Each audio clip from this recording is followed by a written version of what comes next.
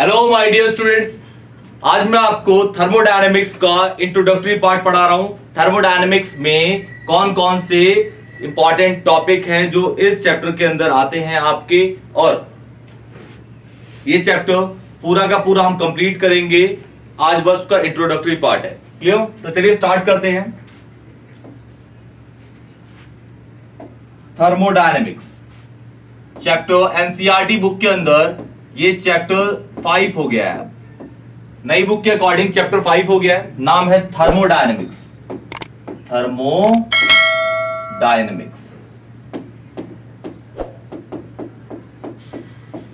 Thermodynamics basically thermodynamics है क्या? Thermodynamics मतलब thermo is heat, thermo is heat, और डायनेमिक्स जो होता है आपका डायनेमिक्स होता है आपका मोशन। मोशन कह सकते हो आप, मूवमेंट कह सकते हो, फ्लो, या फिर आप कह सकते हो उसको फ्लो। तो बेसिक डेफिनेशन आपकी बेसिकली केमिस्ट्री की ब्रांच है, फिजिक्स में भी आपको पढ़ना है फ्लो ऑफ हीट, लेकिन केमिस्ट्री के रिलेशन में हम बोलेंगे थर्मोडायनेमिक्स को।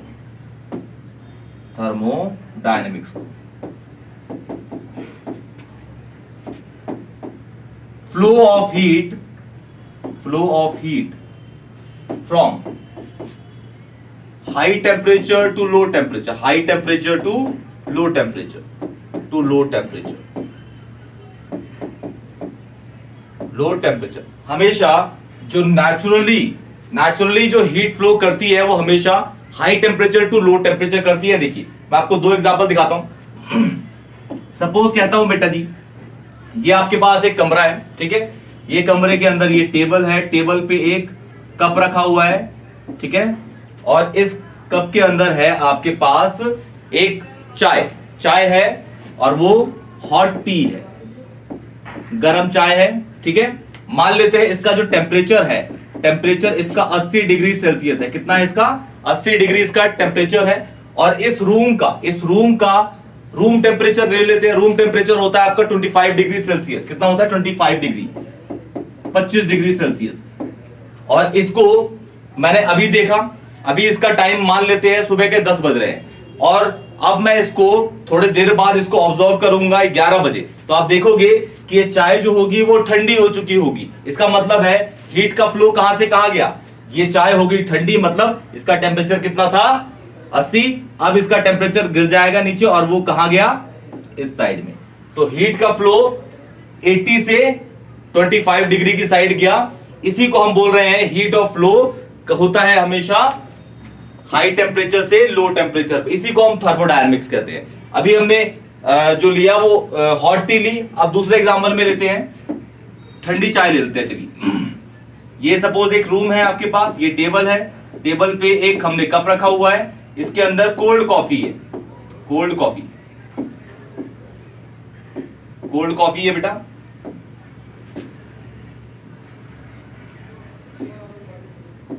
Cold coffee, clear? और इसका सपोज टेम्परेचर मैं कह देता हूं 4 डिग्री सेल्सियस है, और रूम टेम्परेचर जो है हमारा, रूम का टेम्परेचर वो कितना है? 25 डिग्री होता है रूम टेम्परेचर, आप लोगों को पता होगा 25 डिग्री सेल्सियस है।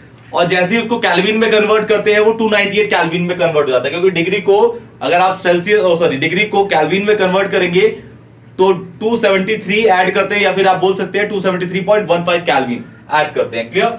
तो इसको अगर आप अभी देख रहे हो, सपोज अभी का टाइम है सुबह के 10 बज रहे हैं, उसके बाद आप इसको 11 बजे इसको ऑब्जर्वेशन में लोगे तो जो चाय होगी वो गर्म हो चुकी होगी, मतलब टेम्परेचर का फ्लो कहां से कहां आएगा?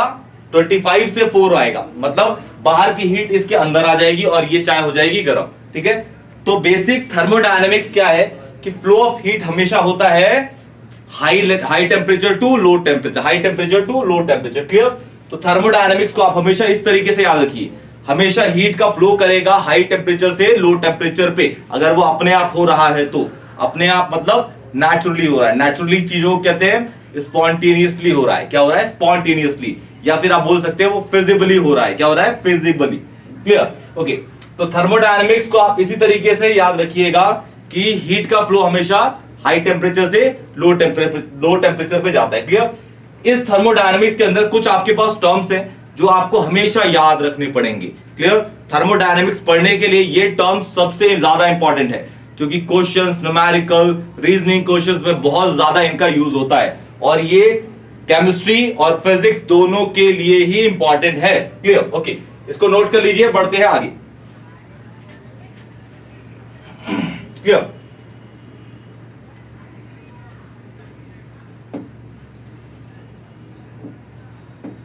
देखिए, कुछ टर्म्स हैं जो आपको याद रखने पड़ेंगे थर्मोडायनेमिक्स में। सबसे पहला टर्म है system. What is system? System एक टर्म है, बहुत ज्यादा यूज होता है आपके थर्मोडायनेमिक्स में। बेसिकली सिस्टम है क्या? सिस्टम एक ऐसी चीज होती है जिसपे हम काम करते हैं, या फिर जो भी चीज ऑब्जर्वेशन में होती है उसे हम सिस्टम कहते हैं। जैसे अभी मैं अपने फोन में गेम खेल रहा हूं तो फोन मेरे लिए अभी क्या होगा? सिस्टम होगा। मैं लैपटॉप चला रहा हूं तो लैपटॉप मेरे लिए सिस्टम होगा। मैं बोर्ड पे लिख रहा हूं तो बोर्ड मेरे लिए सिस्टम होगा।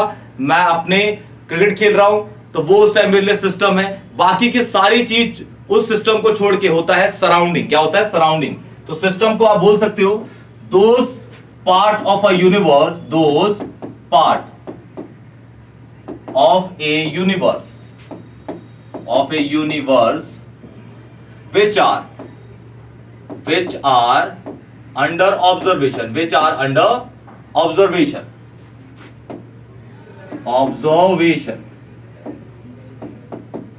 called system। उसे क्या कहते हैं? सिस्टम। क्या कहते हैं उसको? सिस्टम। और सिस्टम को छोड़ के यूनिवर्स की बाकी की सारी चीज क्या हो जाती है? सराउंडिंग। जैसे मैं आप फोन चला रहा हूं तो फोन मेरे लिए सिस्टम है, उसके बाद मेरे लिए ये सिस्टम है और फोन सिस्टम है, और बाकी का बोर्ड, दुनिया की सारी चीजें मेरे लिए क्या हो जाएंगी? सराउंडिंग। ठीक है? सराउंडिंग। सराउंडिंग। तो सराउंडिंग को आप डिफाइन कैसे करेंगे? Remaining part of a universe called surrounding. Remaining part of A universe called remaining part of a universe called surrounding,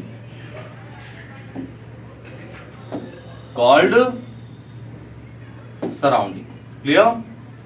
surround। ठीक है। और सिस्टम प्लस सराउंडिंग, सिस्टम और सराउंडिंग को जब मैं मिला दूंगा, सिस्टम और सराउंडिंग को जब मैं मिला दूंगा तो मेरा बन जाएगा क्या? यूनिवर्स। क्या बन जाएगा? यूनिवर्स। क्या बन जाएगा बेटा जी? यूनिवर्स। क्लियर? अब सराउंडिंग को तो बेसिकली हमें पढ़ना नहीं है, लेकिन हमें सिस्टम पढ़ने हैं। टाइप्स ऑफ सिस्टम, तीन तरीके के बेसिकली सिस्टम है। एक होता है ओपन सिस्टम, दूसरा होता है आपका क्लोज सिस्टम, और थर्ड होता है आपका आइसोलेटेड सिस्टम। ये तीनों हम पढ़ेंगे। चलिए पहले लिख लेते हैं टाइप्स ऑफ सिस्टम। लिख लीजिए टाइप्स ऑफ सिस्टम।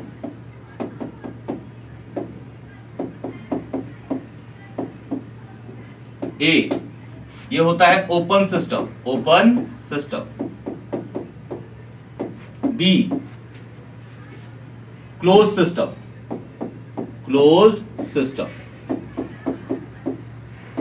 सी आपका होता है आइसोलेटेड सिस्टम, आइसोलेटेड सिस्टम। एक एक करके इनकी डेफिनेशन, ये किस तरीके से होते हैं, ये देखेंगे हम। क्लियर? चलिए ये नोट कर लीजिए। चलिए बढ़ते आगे। पहला है आपका सिस्टम में open system, open system, open system, open system. Open system basically क्या है कि जैसे सपोज कहता हूं मैं कि ये मेरे पास एक वेसल है, वेसल पतीला कह लेता हूं, भगोना कह लेता हूं मैं। ठीक है? अच्छा, और इसकी जो वॉल्स है, वॉल्स आर कंडक्टिंग। क्या है वॉल्स इसकी? कंडक्टिंग, कंडक्टिंग वॉल्स है। अच्छा, वॉल्स कंडक्टिंग है, इसका मतलब क्या है कि वो हीट के रेस्पेक्ट में भी कंडक्ट होगी और इलेक्ट्रिसिटी के रेस्पेक्ट में भी कंडक्टिंग होगी। जैसे सपोज कहते हैं ये है मेरे पास एक मेटल है, सपोज कहते हैं अगर मैं लाइटर लेके इस साइड इसको हीट करूंगा तो ये धीरे धीरे धीरे करके ये वाला इसका पोर्शन भी हीट हो जाएगा। मतलब ये क्या है? गुड कंडक्टर ऑफ हीट है। अब इलेक्ट्रिसिटी को देखते हैं। ये सपोज मेरे मेटल का एक टुकड़ा है, एक वायर लेता हूं जिसमें इलेक्ट्रिसिटी है, इस साइड उसको लपेट देता हूं और इस साइड अब टच करता हूं तो ऑब्वियसली मेरे को इस साइड भी करंट फील होगा, मतलब ये क्या है आपका एक इलेक्ट्रिसिटी के रेस्पेक्ट में भी ये कंडक्टिंग है। क्लियर? ओके। ये है सपोज आपके पास इसमें पानी भरा हुआ है, ठीक है, पानी, और ये ओपन है। नीचे सपोज मैं क्या करता हूं, हीट करता हूं। हीट करूंगा, ये मेरे लिए सिस्टम, और ये बाकी का पूरा मेरे लिए क्या है, सराउंडिंग है, ठीक है। जैसे ही हीट करूंगा तो इसका मैटर, जो मेरे पास पानी है, इसमें पानी, तो ये इवेपोरेट हो जाएगा ऊपर, बिल्कुल। तो जैसे ओपन सिस्टम के अंदर जैसे ही आपने हीट किया तो ये क्या हुआ, इसमें इसका जो मैटर है वो सिस्टम से कहां चला गया, सराउंडिंग में एक्सचेंज हो गया। अच्छा, और साथ साथ में जैसे ये हीट करेंगे तो इसका मैटर और इसकी एनर्जी या फिर आप कह सकते हैं हीट भी सिस्टम से सराउंडिंग में ट्रांसफर होगी। तो ओपन सिस्टम क्या होते हैं, दो सिस्टम्स, डेफिनेशन के अकॉर्डिंग दो systems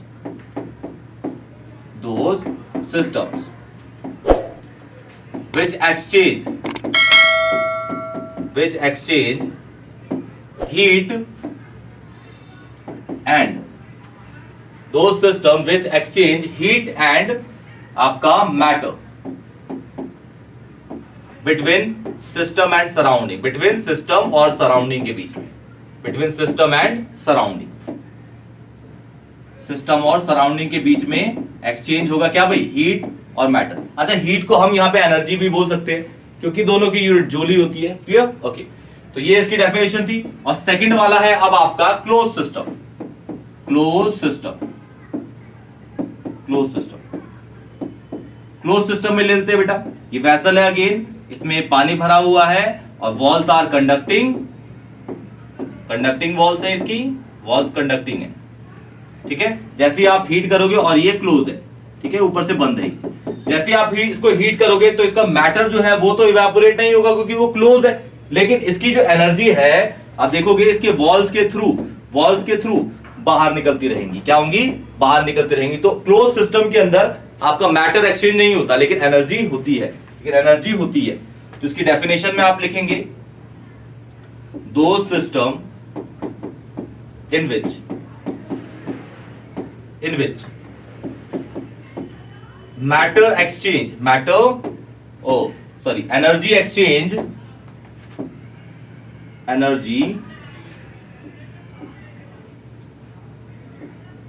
energy exchange but matter does not between system and surrounding, ये जो लास्ट में लिख रहा हूं ये सराउंडिंग है, क्लियर? इसे बोलते हैं हम क्या, क्लोज सिस्टम। क्या बोलते हैं? Close system. Clear? Okay, note कर लीजिए इसको।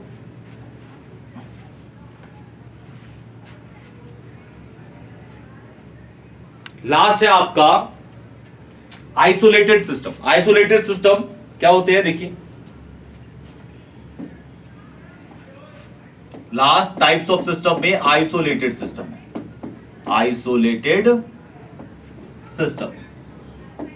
आइसोलेटेड सिस्टम क्या होते हैं, देखिए, सपोज कहता हूं मैं पूरा का पूरा क्लोज होगा, बढ़िया, ठीक है, ठीक,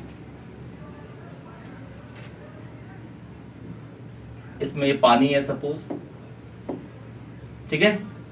जैसे ही आप इसको हीट करेंगे तो इसमें से क्लोज है तो भाई ऑब्वियसली मैटर तो एक्सचेंज होगा नहीं, सिस्टम से सराउंडिंग में, और इसकी जो वॉल्स होंगी वो आपकी नॉन कंडक्टिंग होगी। क्या होंगी? नॉन कंडक्टिंग वॉल्स, ठीक है।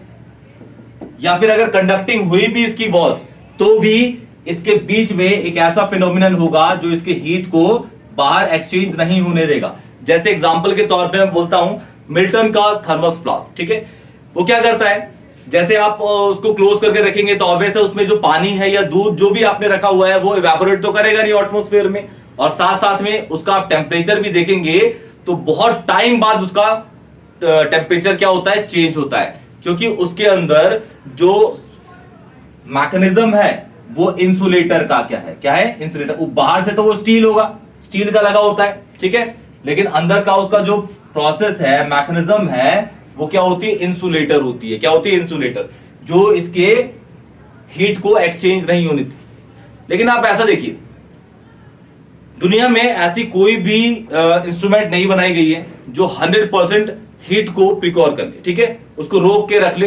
हीट का फ्लो होता है, मिल्टन के फ्लास्क में भी होता है, लेकिन उसका rate of flow of heat जो होता है वो बहुत कम होता है, या फिर बहुत धीरे होता है, आप ये बोल सकते हैं। Clear?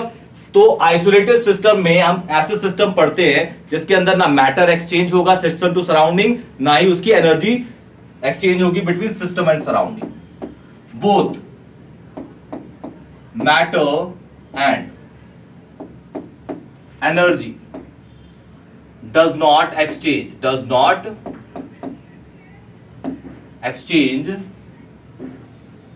between system and surrounding, ठीक है, सिस्टम एंड सराउंडिंग।